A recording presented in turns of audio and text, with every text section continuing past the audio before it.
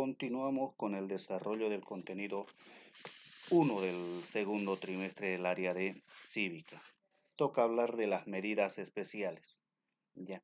¿Qué nos dice? Como respuesta a la situación vulnerable de los pueblos indígenas y tribales, el artículo 4 del convenio establece la necesidad de adoptar medidas especiales para salvaguardar las personas, las instituciones, los bienes, el trabajo, las culturas y el medio ambiente de estos pueblos. Asimismo, establece que tales medidas especiales no deberán ser contrarias a los deseos expresados libremente por los pueblos indígenas. Entonces, estas medidas hablan de acciones para salvaguardar el bienestar, la forma de vida de estos pueblos, pero que para poder ser implementadas tiene que haber un consenso, tiene que existir el deseo de esta misma población para poder implementarlos en una región.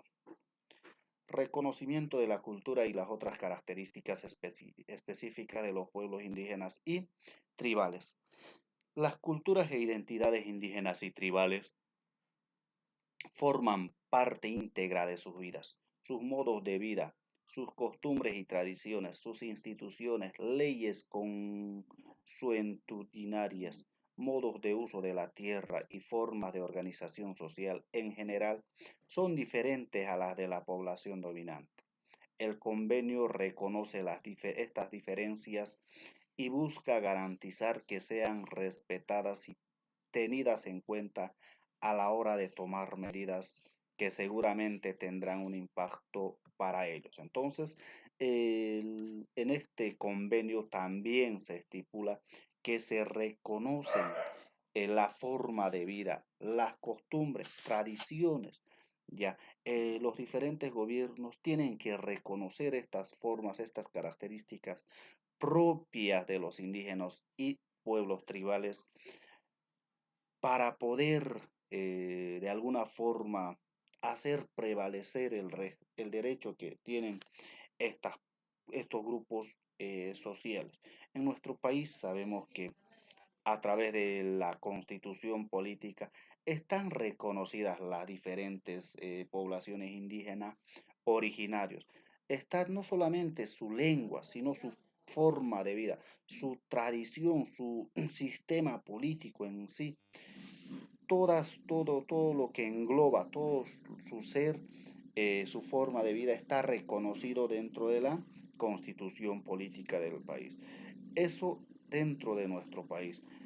El convenio menciona que todos los países tendrían que hacer lo mismo, todas las poblaciones de las diferentes regiones o las poblaciones indígenas y tribales de las diferentes regiones tienen que ser reconocidas como tal, como parte de la sociedad en general, pero que se tienen que respetar su forma de vida, su organización social. ¿Listo?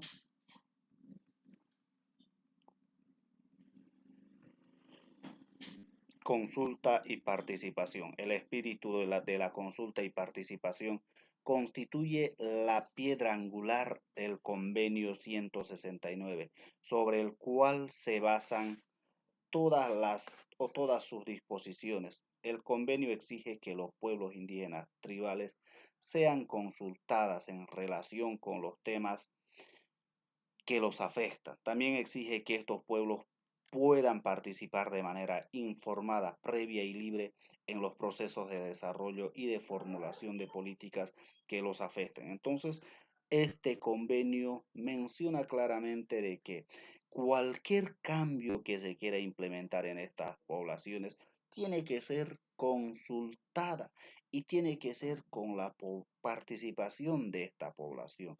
Bajo ninguna circunstancia un gobierno no tiene que imponer un estilo, una forma de vida diferente al de estos pueblos indígenas y tribales, y peor si no están de acuerdo con ello.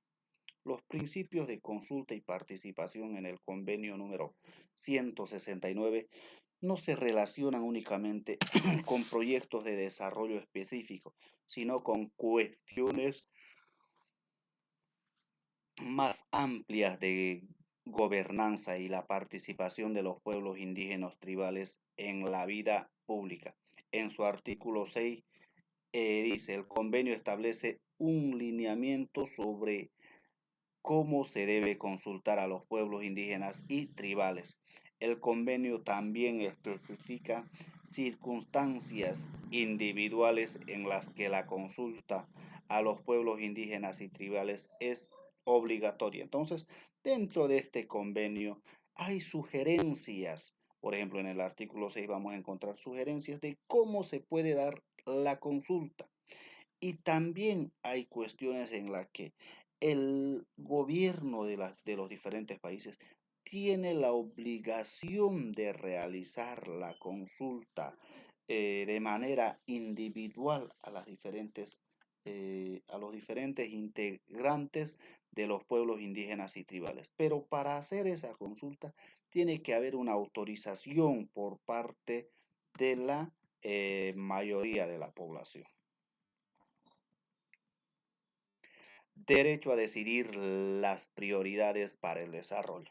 El artículo 7 del convenio número 165 establece que los pueblos indígenas y tribales tienen el derecho a decidir sus propias prioridades en los que atañe el, al proceso de desarrollo en la medida en que éste afecte a sus vidas, creencias, instituciones y bienestar espiritual y a las tierras que ocupan o utilizan de alguna manera y el control de su propio desarrollo económico, social y cultural. Entonces también en el artículo 7 del presente convenio menciona que estos pueblos indígenas tienen el derecho a decidir las prioridades para el desarrollo. Cada población indígena observa su forma de vida y saben cuáles son sus propias o sus necesidades primordiales. Por lo tanto, el gobierno tiene el derecho a solicitar que el gobierno pues implemente esa área de desarrollo para el bienestar de este grupo social. El gobierno de ningún país no puede ir, no puede llegar a una región, a una población indígena o tribal y decir, bueno, ustedes necesitan alcantarillado y obligar a este desarrollo. No, tiene que hacer la consulta, tiene que establecer cuál es el deseo de estas poblaciones y en base a eso implementar estos beneficios. ¿Ya? Aquí en la imagen, por ejemplo, estos pueblos tribales siempre van a respetar la madre tierra, cosa que la población tecnológica desarrollada no lo hacemos. Buscamos sectores para poder sembrar, regiones para poder colonizar.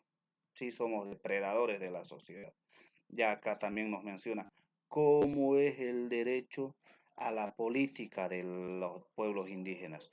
La, los gobiernos no pueden implementar su autoridad, sino tienen que consultar a la población indígena. Ya. Ese es el tema número uno del área de cívica. Las actividades, ya saben, en su deber, el tema, el presente cuestionario lo realizamos.